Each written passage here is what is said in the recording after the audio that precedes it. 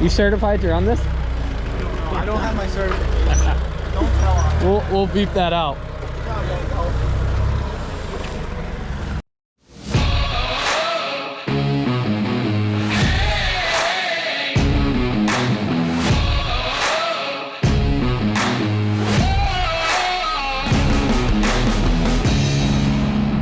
You are now watching Farming with Duffy Ag. Here we are. Quick stop. Jake Lipton, Pleasant View Farm. What town are we in? Summers, Connecticut. Summers, Connecticut. Big tour. Out here picking up corn seed with Yanko. You guys moved quite a few of the diller. Yeah, quite a few of the hay feeders and stable wagons. They won't let us throw shit tankers though. We asked them about that.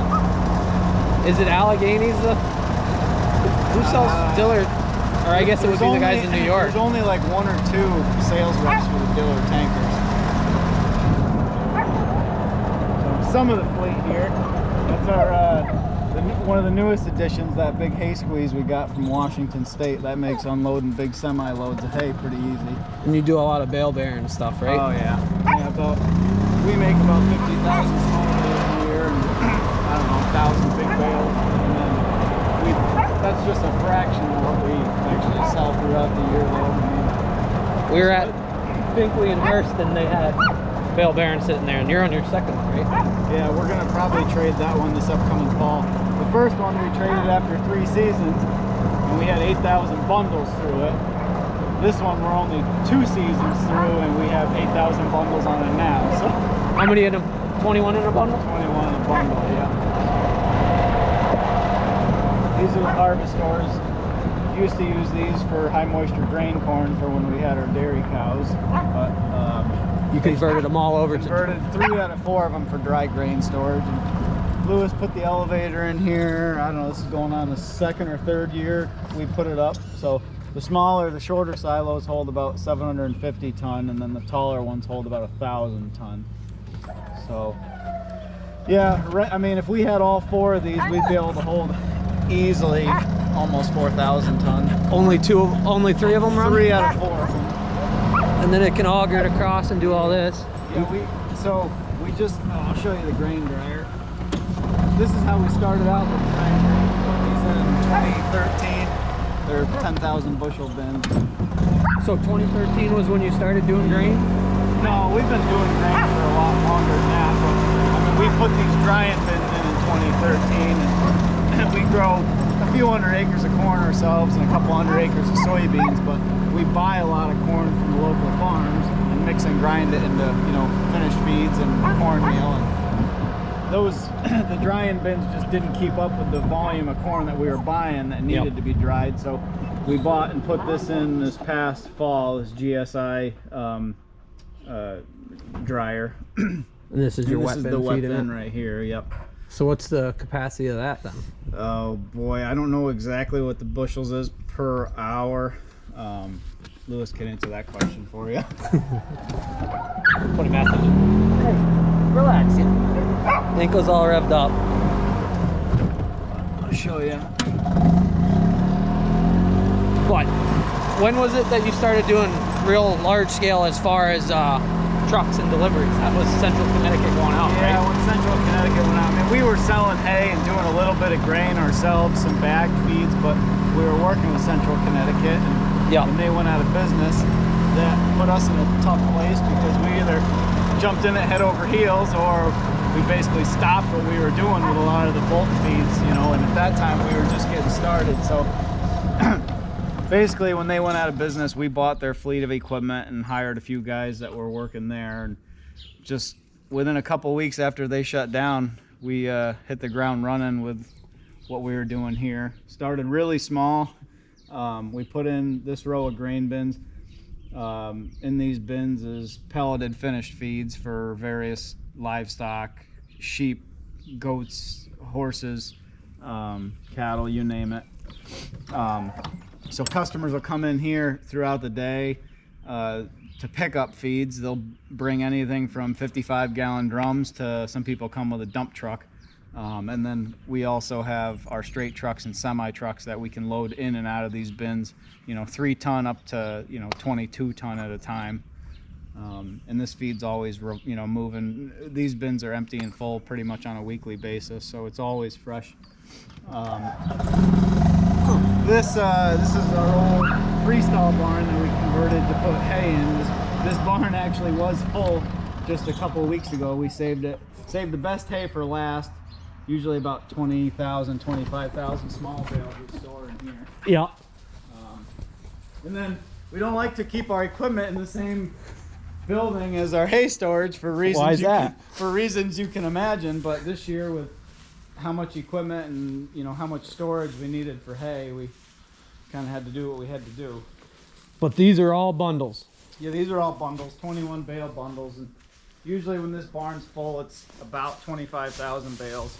So you can treat a bundle like a big bale and just grab them all up. Yeah, exactly. We bought our first bale barn in 2015. No one was really on board with it. My father thought it wouldn't work out, and I ended up going out and taking a loan out myself, and he about threw me off the farm when he found that out. But now he thinks it's the best thing on earth. So because you're on Massey balers. We're on our second bale barn. We'll be on our third one soon. Right. Yeah, we switched over to Massey balers this past summer and from New Holland. Yeah.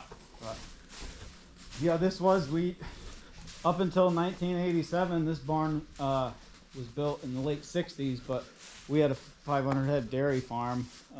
Billy, he pretty much managed the cows. My father managed the crops, but yeah, this was our old Freestyle barn. You wish you were still milking cows? I don't know. You should probably ask most dairy farmers that aren't anymore that question. No, the price of milk now isn't any more than it was when my father and uncle got out of it in the 80s. Yep. And all your inputs have tripled or quadrupled or more, That is true.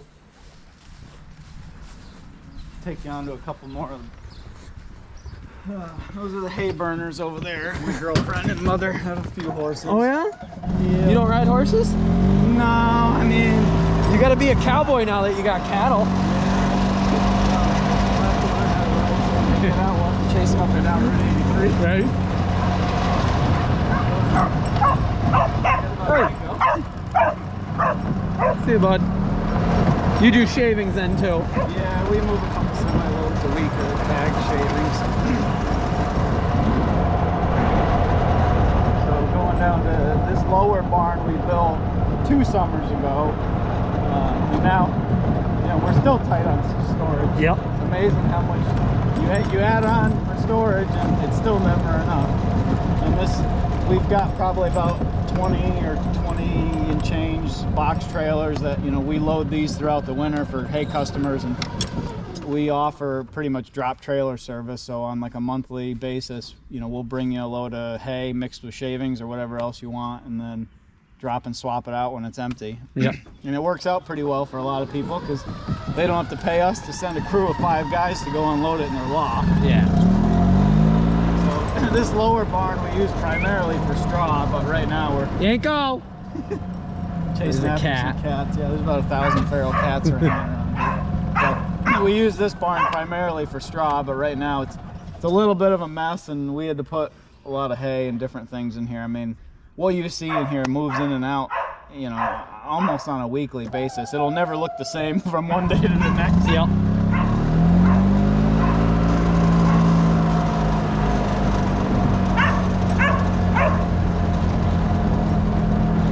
All wrapped up. Oh, yeah. You even got wrap bales. Oh yeah, got plenty of wrapped marshmallows. Well, where those come from? We make a bunch of them ourselves. We do 1,000 or so bales of baleage. Yep. And then we buy a bunch of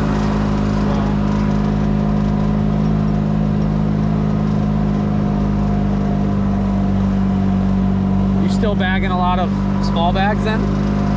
Or it's more in bulk? Not as much as we used to.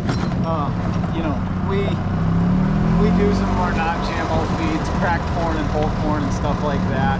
We sell a handful of bags of, but moving a lot more bulk than we are bags. Yep. We do a lot of bags, horse feeds, a company we work with, Combach and Tribute Feeds. We get a semi-load of bagged feed a week from them of horse feeds, livestock feeds, and you know, we distribute that mostly within about 100-mile zone from here, 100-mile Okay. area. This was the barn, the reason why you don't leave equipment in it, this right? is exactly this barn here. It's bad luck in this barn. You probably don't want to go near it. Hey, out. 2011, this barn, the one you see up there, and you can't see it from here, but the other barn going along the driveway, they all collapsed in the same snowstorm.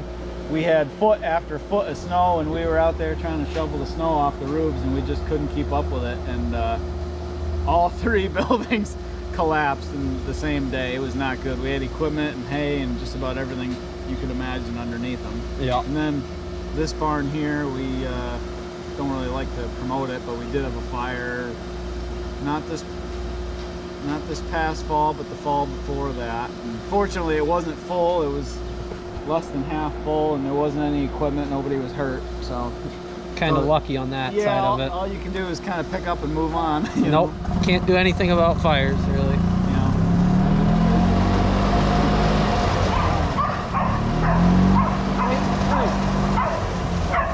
This right here is mostly commodities, soybean meal, roasted beans, cornmeal, fine cornmeal, cracked corn, oats, canola, wheat mids, a little bit of everything. I'll show you, it's going to be kind of loud. But Yeah. So it gets blended in here? yeah, so these bins right here hold corn, and then we've got to set up a stationary grinder, hammer mill, and roller mill that will make the cracked corn and cornmeal with. So you pretty much press a button and the roller mill or hammer mill turns on, and we'll feed these bins until they're full. Then the sensor trips it and it'll turn off when it's full. Really?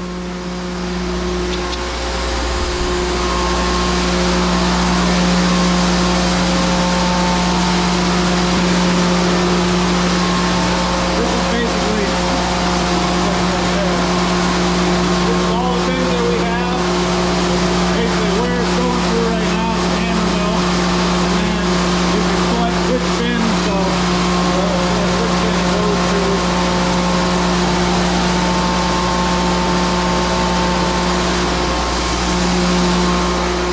So difference between a hammer mill and a roller mill?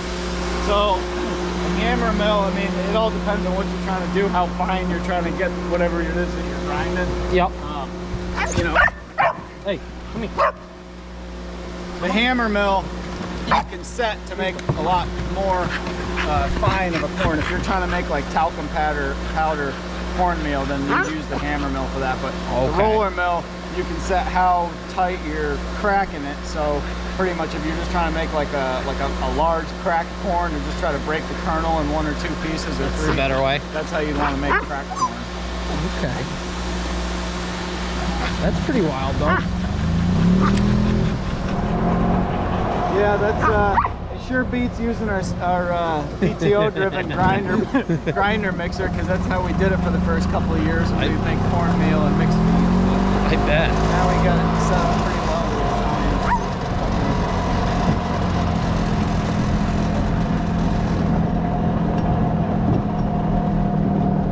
When'd you get the hopper bottom? I bought that this past fall. Okay. That's just because trucking out of PA, or you doing that local? It's so much more convenient for hauling corn. You can get more weight on. Yeah. It's less moving parts than like the the feed trailers with the stinger augers, and Yep. you know, they're a lot cheaper than buying a new dump trailer too. Yeah, that's for sure. This barn right here, a little bit of a mess right now, but this is usually we store like all our second cut and small bales in, and then on the right you see this is alfalfa That's that we some bring sharp in looking stuff. from Nevada. We move about a load a week or 10 days of the 3-string alfalfa, and then here to the left there's not much left here. We got another load coming, 3-string Timothy that comes from Washington State. And That come in on truck? so it all depends. We used to bring a lot of it in by rail, but then when COVID hit, trucking actually was cheaper than rail. Yeah. So right now, currently, for where we're bringing the hay in from, it still is cheaper. I don't know if it'll stay like that forever, but Yeah, one load of, you know, alfalfa that we bring in from Nevada, it's coming 2,600 miles. We're paying all $5,000-6,000 a load just for freight per load. So, and that stuff's not cheap either. no, I mean, fortunately, you know, this past year we contracted with a couple of growers, so we pretty much prepaid for it and had it set in stone. So we knew we had it, and they store it for us for so much time. And, you know, we take it as we need it, which worked out pretty well for us this year. That's pretty top notch, though. Yeah, you don't. That's not a Northeast thing that you No, can grow. I mean, this past summer that we had was abnormally dry, so it helped us for making alfalfa. But the reality is, you can't make anywhere near the quality of the alfalfa in the Northeast as they can out in the desert and, you know, Nevada. Yeah, where they turn the water on, everything's perfect. Yeah, it's too humid here. It's just way too tough. You're dealing with a lot of battles. I mean, on a normal year, how many days can you really say that you don't have water? I mean, it rains usually every other day here, you know? Yep. But Off he goes. yeah. That's a pretty sweet squeeze on a forklift, though. Originally, when we were handling the 3-string hay, we were unloading everything by hand, which got pretty old quick. I bet. And then we got this squeeze here, this grabber, which you can pretty much unload like one layer off the stack at a time, which definitely beats doing it by hand. Yeah. But after a couple of years of doing that and the more volume that we moved, we finally, this past fall, we bought that Clerf hay squeeze that, if you've been, or if you've seen like out west, they usually have like those stub nose like semi trucks with a squeeze attachment on it. That's the same attachment that you'd see on one of those, but for us it made more sense. Oh yeah, you want to go get a nice. That's our newest grain truck. We got that set up. Oh, this is going on almost the second year now. I think I saw it on its first day. It was at yeah, that was a Fairhome. That was a pretty true find. That is a 09 Kenworth that we found in Virginia, and it had 30 miles on it, and it was sitting in the guy's shed since he bought it. Plastic was still on the seat, no body on it, just a cabin chassis. Yep. And That's wild, though. the guy had big business plans, never followed through with them, and we ended up buying it. And pre-urea had DPF, but still not as complicated as as the new urea. ones. Yeah.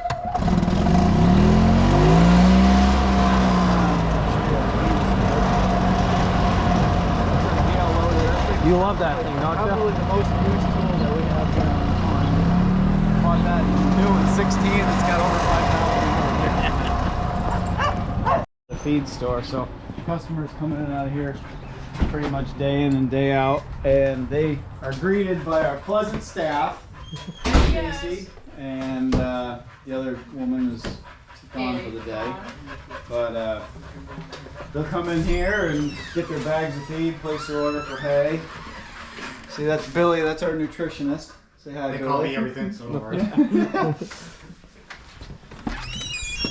And then this is all of our bag storage. So we go out pretty much within 100-mile zone in different directions a few times a week with bagged horse feed, livestock feed, you know, a milk replacer, and then the western hay we throw on. Yep.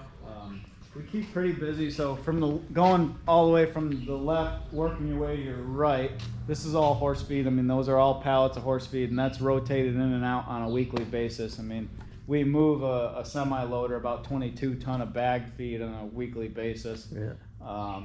So goes from all your horse feed here on the left to poultry and sheep, goats, and then work your way over to milk replacer, calf starter, show feeds, alfalfa pellets, and then if you want to walk over here, so And corn seed. yeah, corn seed, and then over here, get a picture of this. These are our Oh yeah. so for the small amount of stuff that we do bag, you know, we do some 16 treat and whole corn, cracked corn, and then under the loft here is all your King's Ag seeds that we sell. So just recently, with Stanton Equipment selling to United, Yeah.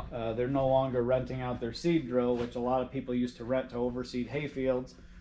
So we saw that as an opportunity for us. So we bought a brand new 7-foot grain drill or seed drill, and it goes That's a right. no-till drill, right? No-till drill. Yep. So we rent it out for anybody that's interested, and then we sell the seed to go along with it.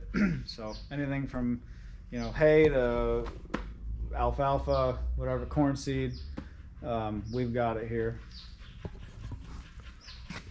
That's why I'm actually here, picking up seed. You didn't just We don't just do tours for no reason. Well, yeah, we do usually, but Yeah. picking up corn seed and grass seed and everything lift else. Tubs, coag, pellets, a little bit of everything. Apologize for the empty warehouse. That trailer being picked up out of Ohio. Yeah. The warehouse is actually low right now.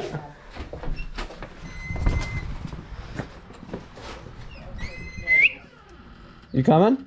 No, we got it with 15. All revved up. Anything else you'd like to see? I don't know. Is that I'm everything? sure you see cows on a daily basis. I do see a few cows. So we're loaded up. That was a tour. Appreciate it, Jake. Louis over there working though. Come back if you want to see the reality TV show, Louis and Jake. Might as well. And see some bale bearing action. We gotta see some bale bearing Yeah, action. you'll have to come. Some of the toys.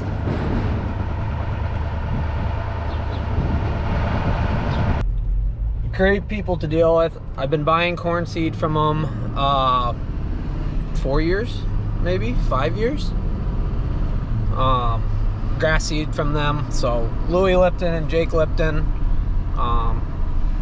really been good. So plant everything a master's choice. This year will be the first year. I bought 4 bags that is on those skids.